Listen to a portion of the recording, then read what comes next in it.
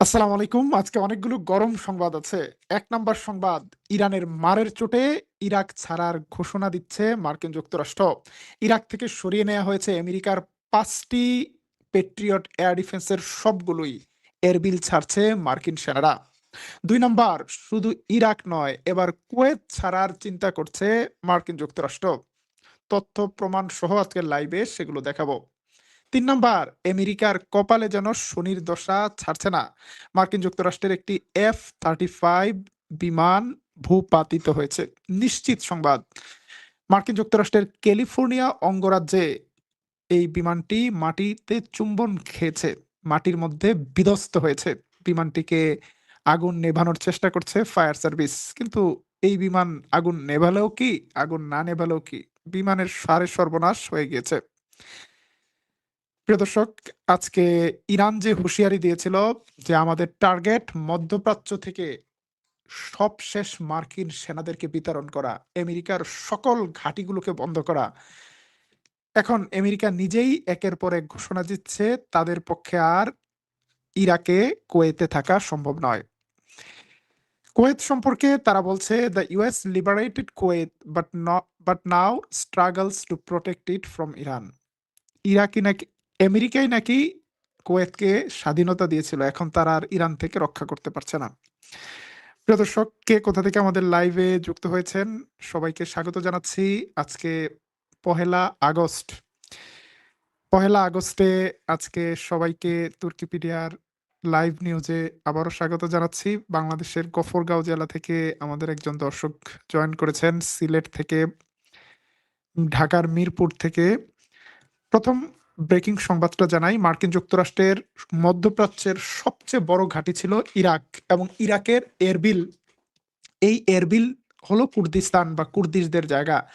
২০০৩ সালে মার্কিন যুক্তরাষ্ট্র প্রেসিডেন্ট বুশের নেতৃত্বে ইরাকে প্রবেশ করে, ইরাকে আগ্রাসন শুরু করে। সেই আগ্রাসনে এই দালাল কুর্দিশরা মার্কিন সেনাদের জন্য সবকিছু উজাড় করে দেয়। তারা মার্কিন সৈন্যদেরকে সহযোগিতা করে, এবং একজন দালাল কুর্দিশকে আমেরিকা ইরাকের প্রেসিডেন্ট বানায়। তার নাম জালাল তালাবানি। জাতিতে কুর্দিশ, কিন্তু ইরাকের প্রেসিডেন্টের চেয়ারে বসে গিয়েছিল। এবং নুরিয়াল মালিকি নামে আরেক দালালকে বানায় ইরাকের প্রধানমন্ত্রী। ২০২৩ থেকে ২০০৩ থেকে ২০২৬, দীর্ঘ ২৩ বছর মার্কিন সেনারা ইরাকে রাজত্ব করে, কিন্তু তাদের এই রাজত্ব শেষ করে দিচ্ছে ইরান। ইরানের একের পর এক হামলার কারণে শেষ পর্যন্ত ইরাক ছাড়তে বাধ্য হচ্ছে মার্কিন যুক্তরাষ্ট্র। মার্কিন যুক্তরাষ্ট্র ঘোষণা দিয়েছে তাদের ঘাঁটিতে একের পর এক ড্রোন মিসাইল হামলা ঠেকাতে তারা গলদঘর্ম হয়ে গিয়েছে। এখন তারা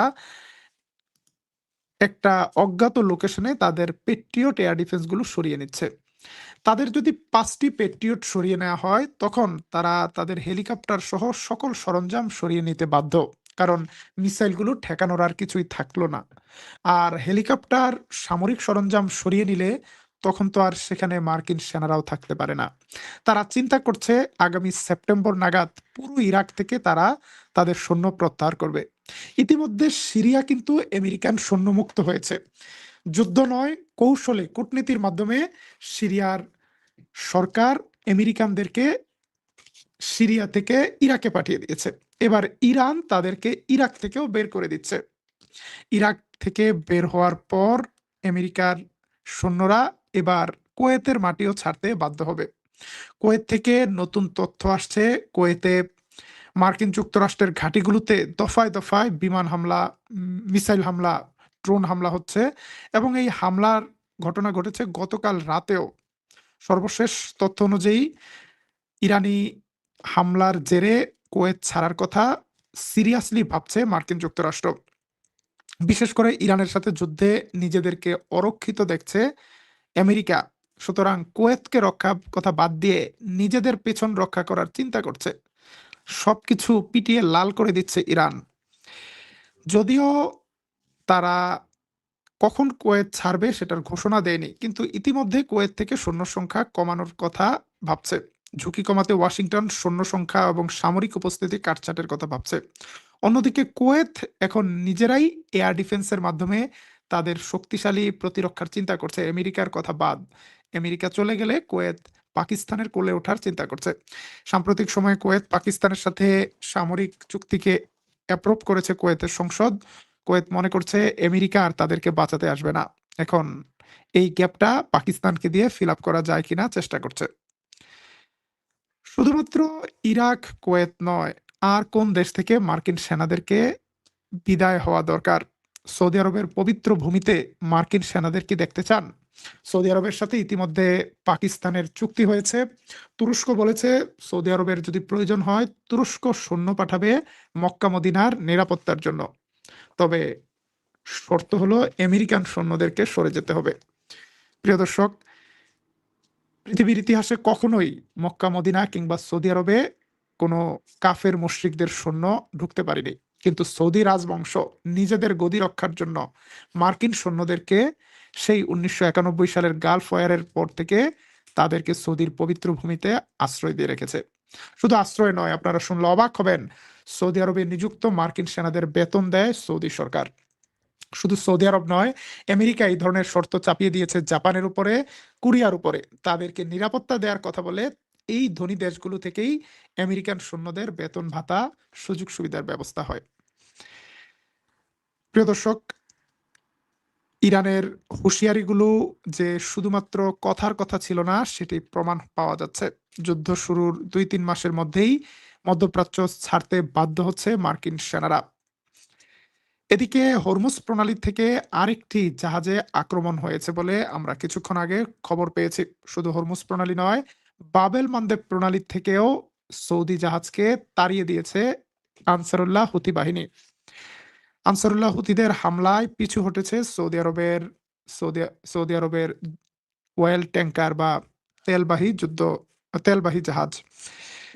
এদিকে মধ্যপ্রাচ্যে নিজেদের পরাজয় ঢাকতে নতুন করে ইরানের বিরুদ্ধে হামলার পরিকল্পনা করছে মার্কিন যুক্তরাষ্ট্র। মার্কিন গণমাধ্যম সিবিএস নিউজ জানিয়েছে আমেরিকা ইরানের জ্বালানি ইনফ্রাস্ট্রাকচারের উপর আরেক দফা বড় ধরনের হামলার পরিকল্পনা নিয়ে এগুচ্ছে এবং সেই হামলায় যোগ দিতে পারে ইসরায়েলও। ইসরায়েলের প্রধানমন্ত্রী বেনিয়ামিন নেতানিয়াহুর যুদ্ধে যু এই যুদ্ধের মাধ্যমে নির্বাচনে ভোট আদায়ের একটা কৌশল রয়েছে। যদি ইরানের বিরুদ্ধে বড় ধরনের কোনো হামলা হয়, তাহলে সেই হামলার গালগপ্প বলে ইসরায়েলিদের কাছ থেকে নির্বাচনে ভোট ভিক্ষা করবে নেতানিয়াহু। তবে ইরান বলছে, আমেরিকা যদি আমাদের সাথে খেলতে আসে, আমরাও আমেরিকাকে খেলে দেব। আমাদের পরিকল্পনা প্রস্তুত আছে। We will respond US attack. সুতরাং আমেরিকা এবং ইসরায়েলের জন্য ইরানের হামলার ঘটনাটি এত সহজ নাও হতে পারে। সিবিএস বলেছে এখনো সিদ্ধান্ত চূড়ান্ত হয়নি, কিন্তু পরিকল্পনা চলছে। তবে ইরানে যদি আরেক দফা হামলা হয়, সেই হামলার কারণে যদি পাল্টাপাল্টি যুদ্ধ শুরু হয়ে যায়, তাহলে সেটি বিশ্ববাজারে তেলের যে দাম বাড়াবে, তাতে নেতানিয়াহু দূরের কথা, ট্রাম্পের নিজের ক্ষমতা থাকে কিনা সেটা নিয়েও সন্দেহ রয়েছে। এদিকে আগামী অক্টোবরে ইসরায়েলের নির্বাচনের আগে গাজায় আরেকটি সামরিক অভিযানের পরিকল্পনা করেছিল নেতানিয়াহু, কিন্তু সেই পরিকল্পনাকে নস্যাৎ করে দিয়েছে হামাস। অস্ত্র ত্যাগ করার ঘোষণা দেওয়ার কারণে বেকায়দায় পড়ে গিয়েছে নেতানিয়াহু। হামাস বলছে, আমরা পরিপূর্ণরূপে অস্ত্র ত্যাগ করতে সম্মত আছে। আমরা আমাদের অস্ত্রগুলো ফিলিস্তিনের নতুন একটা কর্তৃপক্ষের কাছে জমা রাখবো। পরবর্তীতে যদি স্বাধীন ফিলিস্তিন রাষ্ট্র হয়, এই অস্ত্রের মালিক হবে স্বাধীন ফিলিস্তিনের সেনাবাহিনী। হঠাৎ করে অস্ত্র ত্যাগের ঘোষণা দেওয়ায় নেতানিয়াহুর পক্ষে গাজায় হামলা করাটা অবাস্তব এবং অসম্ভব হয়ে পড়েছে। মার্কিন প্রেসিডেন্ট ডোনাল্ড ট্রাম্প নেতানিয়াহুর উপর চাপ দিচ্ছে যেন গাজায় নতুন কোনো অপারেশন না হয়। তুরস্ক, সৌদি, পাকিস্তান সহ অন্য দেশগুলো বলছে যে, দেখো ট্রাম্প, তোমার শর্ত ছিল হামাসকে অস্ত্র ত্যাগ করতে হবে। হামাস কিন্তু রাজি হয়ে গেছে অস্ত্র ত্যাগ করার। এখন আসো আলোচনা হই। অস্ত্র ত্যাগ করবে ঘোষণা দিলেই তো আর অস্ত্র ত্যাগ করবে না। এটার একটা আলোচনা প্রসেস আছে। ইরান হামাসকে বলছে, হামাস তোমরা এখনই অস্ত্র ত্যাগ করো না, তোমরা আলোচনার কথা বলে বলে ইলেকশনটা পার করে দাও, নেতানিয়াহুকে বিদায় করে দাও, তারপর দেখা যাবে অস্ত্র ত্যাগ করবা কি করবা না। আলোচনা করতে তো কোনো সমস্যা নেই। এবং হামাসও শর্ত দিয়েছে যে আমরা প্রথম দফায় ক্ষুদ্র হালকা অস্ত্র সমর্পণ করব, ইসরায়েলকে সরে যেতে হবে। যদি ইসরায়েল সরে যায় তাহলে আমরা আরো কিছু অস্ত্র সমর্পণ করব, এবং ইসরায়েল যদি পরিপূর্ণরূপে হামলা বন্ধ করে গাজায় কনস্ট্রাকশন ম্যাটেরিয়ালস প্রবেশ করতে দেয়, তখন আমরা ভারী অস্ত্রগুলো সমর্পণের চিন্তা করব। কিন্তু আমাদের হাতিয়ার আমরা ইসরায়েলকে দেব না, এটা ফিলিস্তিনিদের হাতে থাকবে, ফিলিস্তিনের নতুন অথরিটির হাতে থাকবে। একটা রাজনৈতিক মার পেচে নেতানিয়াহুর রাজনৈতিক কেরিয়ারকে ঝুঁকির মধ্যে ফেলে দিয়েছে হামাস।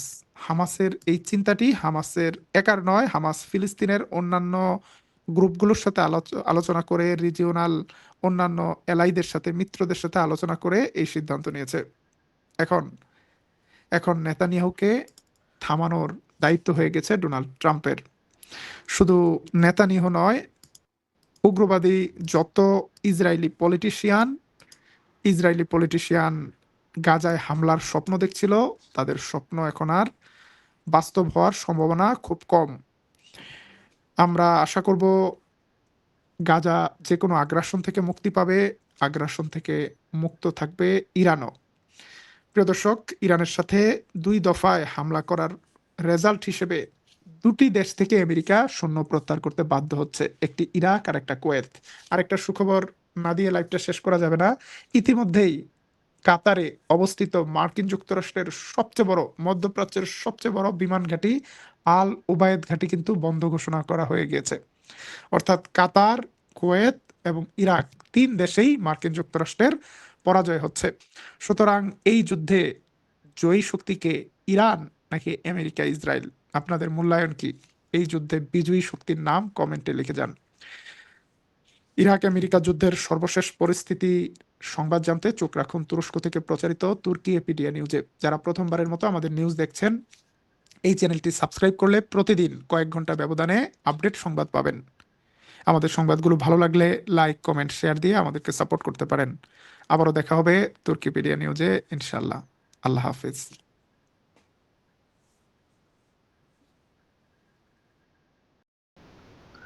দর্শক অবশ্যই শুরু থেকে শেষ পর্যন্ত দেখছেন, জানছেন। অবশ্যই আপনাদের মূল্যবান মতামত কমেন্টে জানিয়ে দিবেন। তো সবাই ভালো থাকবেন। ধন্যবাদ সবাইকে।